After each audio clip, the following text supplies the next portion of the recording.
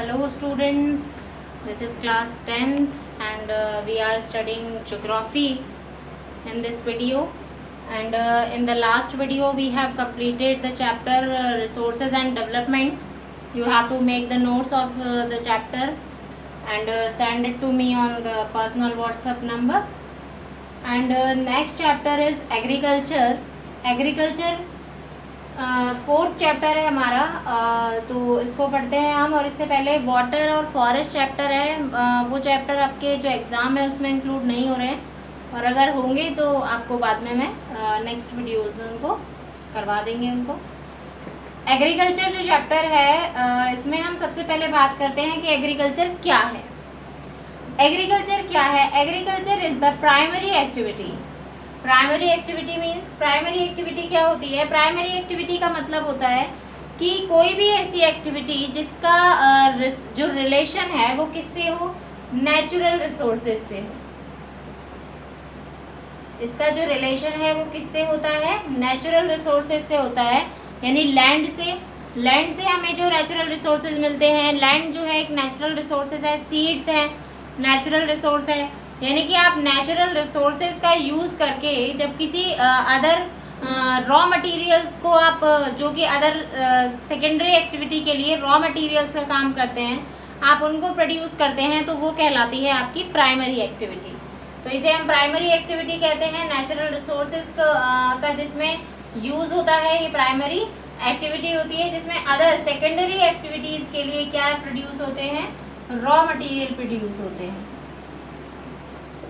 जो कि इंडस्ट्रीज के लिए क्या प्रोड्यूस करती है? That produce raw material for industries, जो कि इंडस्ट्रीज के लिए रॉ मटेरियल्स को प्रोड्यूस करती है। यानी कि जैसे हम बात करें कि शुगर इंडस्ट्री है या कॉटन इंडस्ट्री की बात करते हैं, ये जो इंडस्ट्रीज होती हैं, ये इंडस्ट्रीज किस में आती हैं? सेकेंडरी सेक्टर में। किस में आती हैं ये इंडस्ट्रीज? सेकेंडरी सेक्टर में। अब ये जो सेकेंडरी सेक्टर है, यानी कॉटन इंडस्ट्रीज, ये तो आ गया, तो इसका प्रोडक्ट जो होगा वो होगा क्लोथ। अब इस क्लोथ को बनाने के लिए जो रॉ मटेरियल है वो कहाँ से आया? इस क्लोथ को बनाने के लिए जो रॉ मटेरियल है वो कहाँ से आया? प्राइमरी इंडस्ट्री से, यानी प्राइमरी सेक्टर से। वो प्राइमरी सेक्टर से क्या आया? कॉटन। कॉटन कहाँ का किसका प्रोडक्ट है? प्राइमरी सेक्टर का प्रोडक्ट है। तो प्राइमरी सेक्टर यानी प्राइमरी एक्टिविटीज के जो प्रोडक्ट हैं वो सेकेंडरी एक्टिविटीज के लिए as a raw material use में आते हैं। तो ये एग्रीकल्चर जो है, ये है हमारी प्राइमरी एक्टिविटीज। एग्रीकल्चर से जितनी भी चीज़ें प्रोड्यूस होती हैं वो सभी सेकेंडरी इंडस्ट्री के लिए किस में आती हैं? किस काम के लिए यूज आती हैं? As a raw material use आती हैं। Produce raw material for industries. अब हम बात करते हैं यहाँ पर कुछ टाइप्स ऑफ फार्मिंग की। एग्रीकल्चर तो सभी जानते हैं, वैसे भी एग्रीकल्चर हमारा ये भी कह सकते हैं agriculture is the backbone of the country.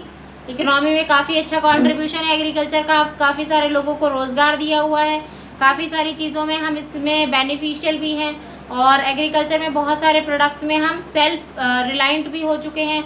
Other countries से हमें परचेज करने की ज़रूरत भी नहीं है।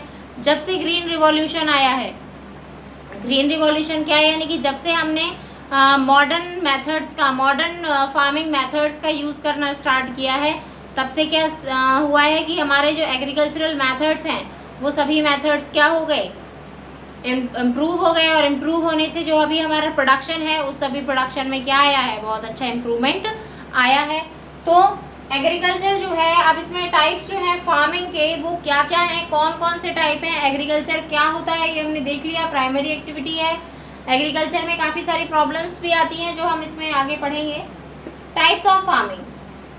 फार्मिंग के टाइप्स देखते हैं। सबसे पहले तो जो एग्रीकल्चर है ये क्या है? ओल्ड इकोनॉमिक एक्टिविटी है। एग्रीकल्चर क्या है? बहुत पुरानी इकोनॉमिक एक्टिविटी है, यानी कि जब से अगर हम बहुत पुराने टाइम की बात करें, राजा महाराजाओं वाले टाइम की भी बात करें, तो एग्रीकल्चर उस समय भी होता था ना एग्रीकल्चर। तो बहुत ही पुरानी प्राइमरी एक्टिविटी है, इकोनॉमिक एक्टिविटी है, जिससे हम इकोनॉमी में बहुत ज़्यादा जो इम्प्रूवमेंट्स हैं वो कर सकते हैं, लोगों को एम्प्लॉयमेंट भी प्रोवाइड करवा सकते हैं। कल्टीवेशन के मेथड्स।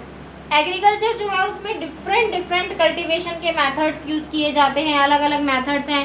जिसमें हमारे जो पुरानी एक्टिविटी है, तो हमारे जो मेथड्स हैं कल्टीवेशन के वो बहुत ज़्यादा ओल्ड है, यानी कि हम लोग बहुत ही ट्रेडिशनल मेथड्स को यूज़ करते हैं। हमारे जो एग्रीकल्चरल मेथड्स हैं वो बहुत ज़्यादा ट्रेडिशनल है, और ट्रेडिशनल मेथड्स को अगर हम यूज़ करते हैं तो हमारा जो प्रोडक्शन है वो भी उसी टाइप का होता है। यानी कि अगर हम ट्रेडिशनल मेथड्स को ही यूज़ करते जाएंगे तो इन ट्रेडिशनल मेथड्स में जो प्रोडक्शन है वो हमारा मॉडर्न फार्मिंग मेथड्स की जैसा नहीं हो पाएगा। तो जो कल्टीवेशन मेथड है, जैसे आज भी हम बहुत सारी जगहों पर वो जो प्लोइंग वाला जो टूल होता है, हल जिसको कहते हैं, उसका यूज़ होता है। कई गांवों में ऐसा देखा गया है। आज भी बहुत सारे लोग हैं जिनके पास ट्रैक्टर नहीं है, जिनके पास थ्रेसर नहीं है, लेकिन बहुत हद तक 75% हद तक हम मॉडर्न फार्मिंग मेथड्स को अब यूज़ करने लगे हैं। फार्मिंग जो है हमारी, वो फार्मिंग का जो है टाइप चेंज हो गया है हमारा। पहले जो हमारी फार्मिंग हुआ करती थी वो सबसिस्टेंस फार्मिंग हुआ करती थी, लेकिन अब सबसिस्टेंस फार्मिंग की जगह क्या आ गई है? Commercial farming. सबसिस्टेंस फार्मिंग का मतलब क्या है? सबसिस्टेंस फार्मिंग का मतलब जिसे हम सिर्फ अपने जीवन निर्वाह के लिए, सिर्फ अपने लाइफ के लिए, यानी हमारे लिए जो भी अपने सेटिस्फेक्शन के लिए जितनी हमें नीड है, हमारी नीड्स को सेटिस्फाई करने के लिए जितना ज़रूरी है, सिर्फ उतना ही ग्रो करते थे, सिर्फ उतना ही प्रोडक्शन करना, सिर्फ उतना ही प्रोड्यूस करना जितनी घर में आवश्यकता है। मतलब अगर आपके घर में 10 बोरी गेहूँ लग रहा है तो आपको 10 बोरी ही क्या करें, आप प्रोड्यूस करें। तो पहले जो हमारी फार्मिंग होती थी वो यही होती थी, सबसिस्टेंस फार्मिंग की। जितना हमें पहले राजा महाराजाओं के टाइम में लगान दिया जाता था टैक्स के रूप में, तो जितना हमारा टैक्स चला जाए और क्या हो जाए, हमारे बस घर के लिए पूरा हो जाए, बस इतना ही पहले सबसिस्टेंस फार्मिंग होती थी। यानी कि जितने में हम सेल्फ रिलायंट हो जाए, यानी किसी और से मांगने की हमें ज़रूरत ना पड़े और अपने घर के लिए पूरा हो जाए। तो ये था हमारा सबसिस्टेंस फार्मिंग। लेकिन आज हमारा जो फार्मिंग का ये जो टाइप है, वो हमारा फार्मिंग का टाइप चेंज हो गया है, क्योंकि हम सबसिस्टेंस फार्मिंग से अब हम किस पर पहुंच गए हैं? कमर्शियल फार्मिंग पर पहुंच गए हैं। सबसिस्टेंस फार्मिंग से कमर्शियल फार्मिंग पर पहुंचना मतलब कि अगर हम जो कमर्शियल फार्मिंग है वो क्या होती है? कमर्शियल फार्मिंग का मतलब होता है कि अगर हमें जो नीड सेटिस्फाई होने के बाद, यानी हमारी जितनी भी नीड्स हैं, अगर वो सेटिस्फाई हो जाती हैं, नीड सेटिस्फाई होने के बाद जो सरप्लस बचता है, यानी जो एक्स्ट्रा जो प्रोडक्शन है वो जो बचता है, वो एक्स्ट्रा प्रोडक्शन हम क्या कर सकते हैं? उसको हम मार्केट में सेल कर सकते हैं। उस एक्स्ट्रा प्रोडक्शन को हम मार्केट में सेल कर देते हैं, और वो एक्स्ट्रा प्रोडक्शन जब मार्केट में सेल होता है तो हमें एक्स्ट्रा इनकम मिलती है। हमें क्या मिलता है? एक्स्ट्रा इनकम मिलती है जब उस सरप्लस को मार्केट में सेल कर देते हैं। तो इस तरीके से हमारी जो फार्मिंग है वो क्या हो गई है? चेंज हो गई है। एक बार और देख लेते हैं इसको कि सबसिस्टेंस का मतलब, इजी वे में देख लीजिए, सबसिस्टेंस फार्मिंग का मतलब सिर्फ हमारी नीड्स सेटिस्फाई होना, हमारी जो ज़रूरतें हैं सिर्फ वो फुलफिल होना, हमारी नीड्स सेटिस्फाई होना, हमारी नीड्स को फुलफिल होना। और जो कमर्शियल फार्मिंग है, कमर्शियल फार्मिंग का मतलब क्या है कि हमारी नीड्स तो सेटिस्फाई हो ही हो, हमारे घर के लिए तो जो भी हमने उगाया वो तो पूरा हो ही गया, प्लस कुछ सरप्लस और बच गया, कुछ एक्स्ट्रा और बच गया। अब वो जो एक्स्ट्रा सरप्लस हमारे पास बचा वो क्या होगा? सेल किया जाएगा। उसको जब सेल किया जाएगा तो उससे हमारे पास क्या आएंगे? कुछ अर्निंग आएगी, और वो जो एक्स्ट्रा अर्निंग रिसोर्सेज हैं वो हमारे डेवलपमेंट के लिए बेनिफिशियल होंगे, वो हमारे डेवलपमेंट के लिए बेनिफिशियल होंगे। तो ये जो फार्मिंग का जो टाइप चेंज हुआ है ये बहुत ही बेनिफिशियल है हमारे लिए, यानी कि सबसिस्टेंस से क्या हो जाना? कमर्शियल हो जाना। कमर्शियल होना यानी कि बाहर के मार्केट में इसको सेल करना और सेल करके अर्निंग करना, ये है फार्मिंग टाइप चेंज होना। अब हम बात करते हैं कुछ टाइप्स की, जिसमें फर्स्ट जो फार्मिंग है उसके टाइप्स की। तो फर्स्ट जो मेथड है, फर्स्ट जो टाइप है फार्मिंग का वो है प्रिमिटिव सबसिस्टेंस फार्मिंग।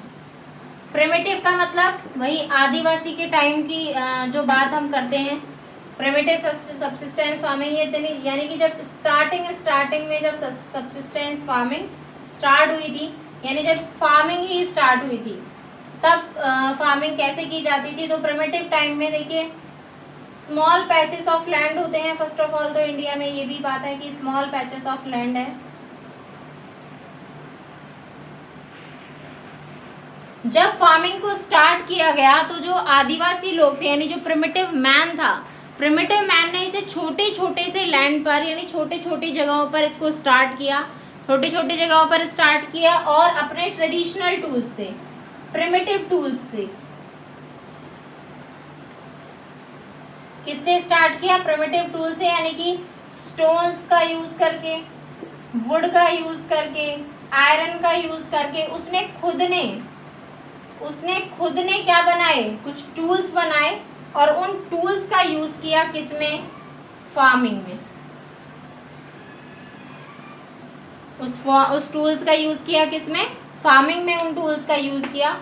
और उन टूल्स का जब उसने फार्मिंग में यूज किया तो उसने प्रिमिटिव सब्सिस्टेंस फार्मिंग उसको कहा गया। लेकिन उसके पास उस समय इतने ज़्यादा जो मेथड्स थे वो नहीं थे। सबसे पहले तो ये कि उसके पास इरिगेशन की फैसिलिटीज नहीं थी।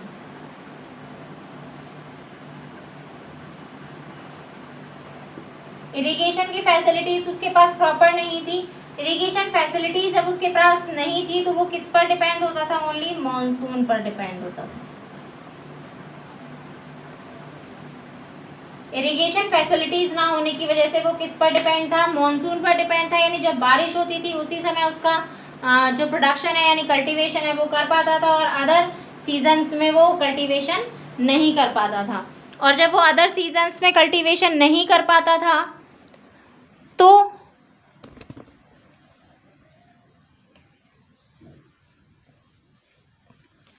अदर सीजन्स में जब वो कल्टीवेशन नहीं कर पाता था तो उसमें जो रीज़न था उसका वो ये था कि उसके पास जो मॉडर्न टेक्निक्स थी यानी कि मॉडर्न जो इरिगेशन फैसिलिटीज़ है उसके पास प्रॉपर नहीं थी।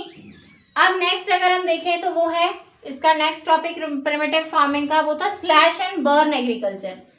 स्लैश एंड बर्न एग्रीकल्चर क्या था?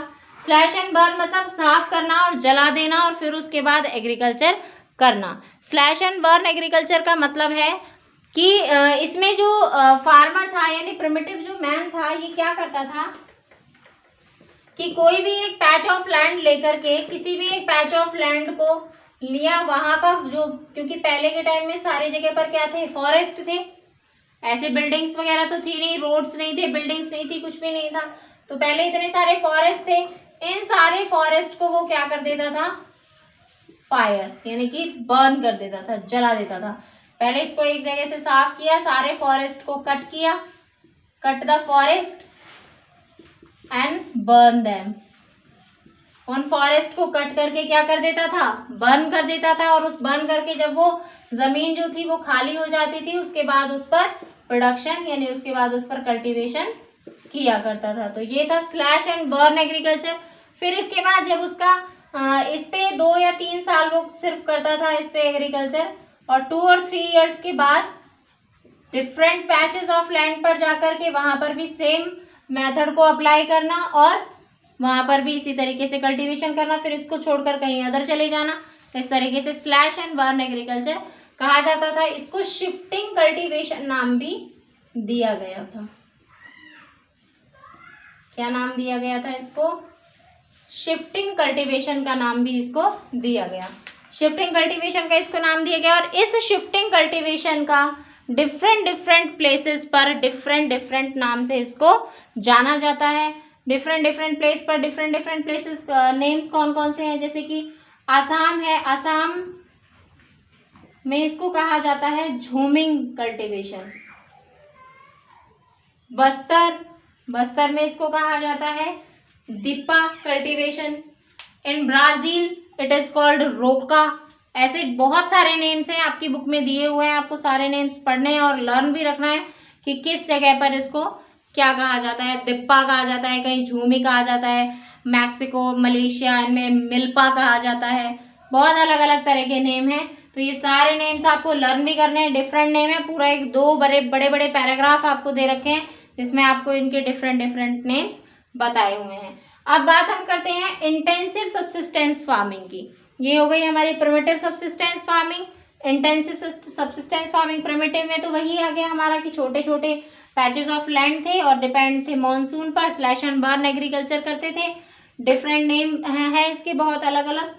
नेक्स्ट टॉपिक है, the next topic is intensive subsistence farming. Intensive subsistence farming क्या है? High population areas.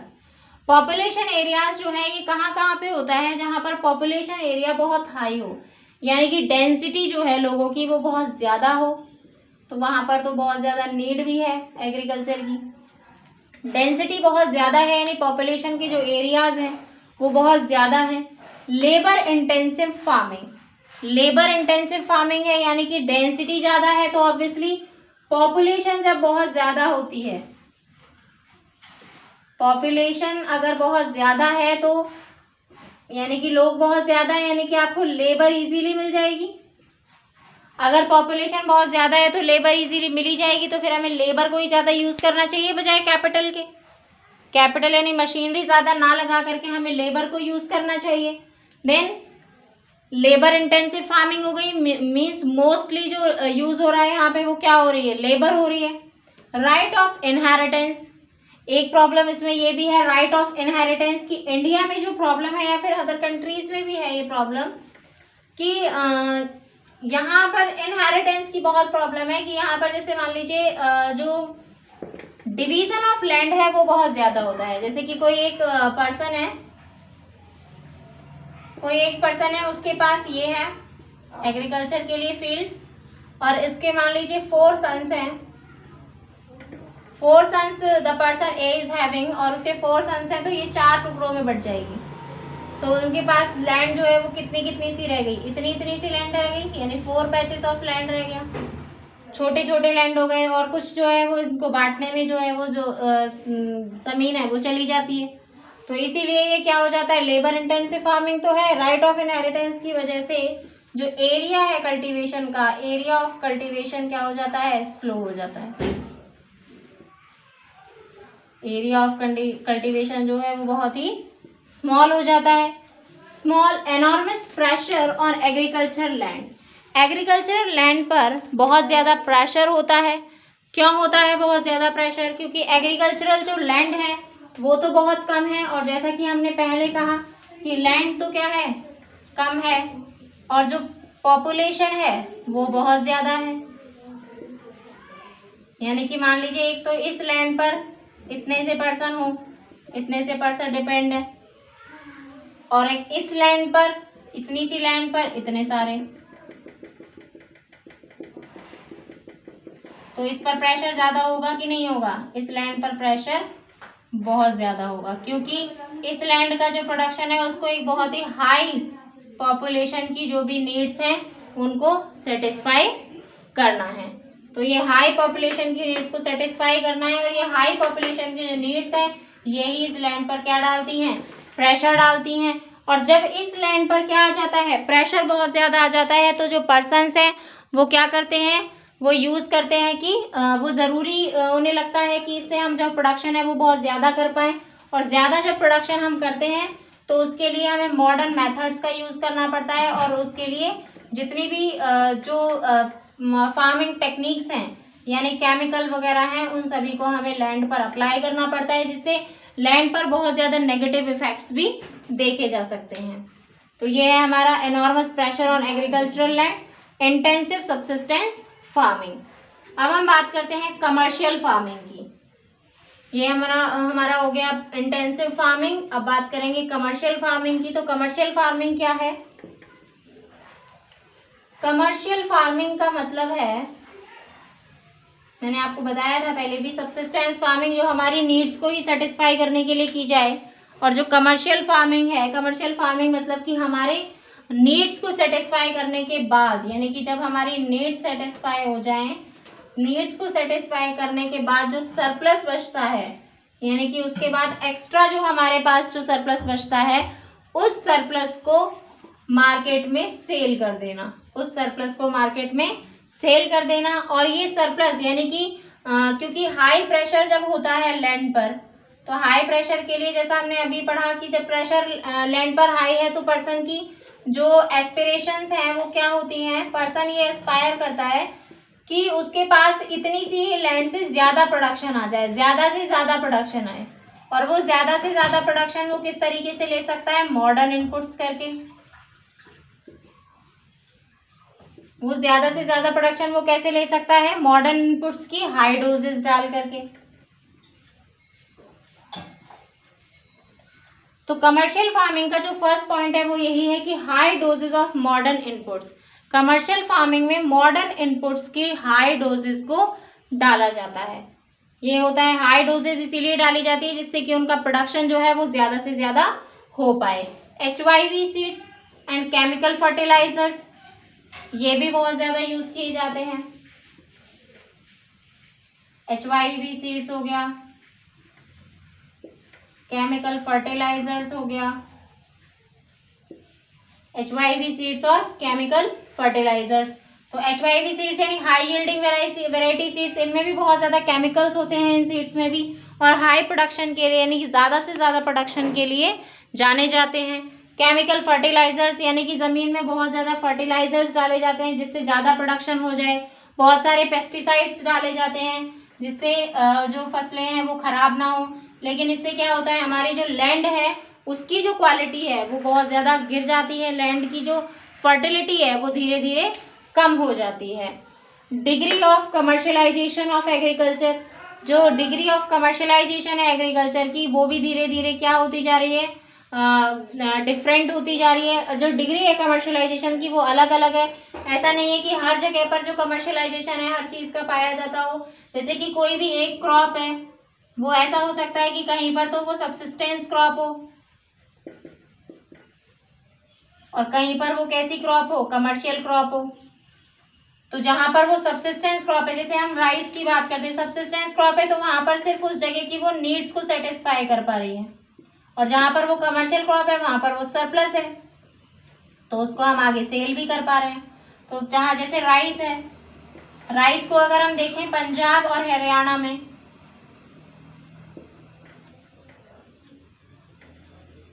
राइस को अगर पंजाब और हरियाणा में देखें तो यहाँ पर ये एज ए कमर्शियल क्रॉप मानी जाती है।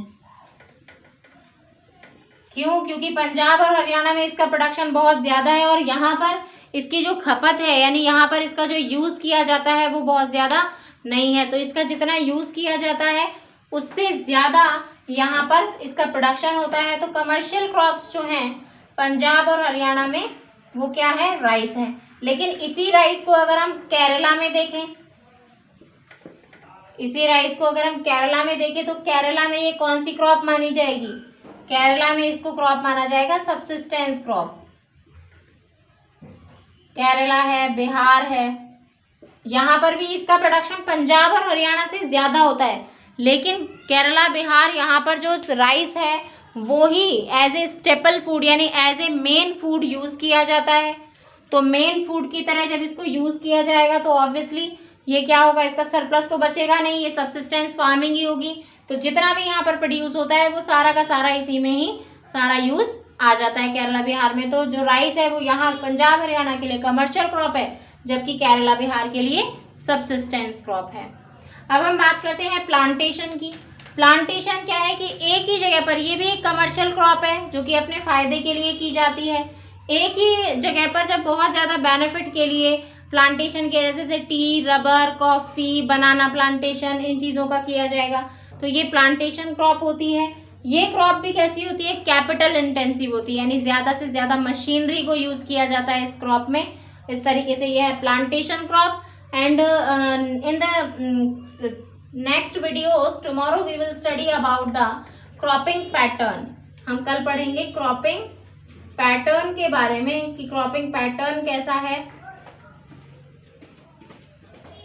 तब तक इसको आप ध्यान से पढ़ लीजिएगा रीडिंग, और आपके जो डिफरेंट नेम्स हैं उनको भी आप ध्यान से स्टडी कर लीजिएगा। So thank you, have a nice day.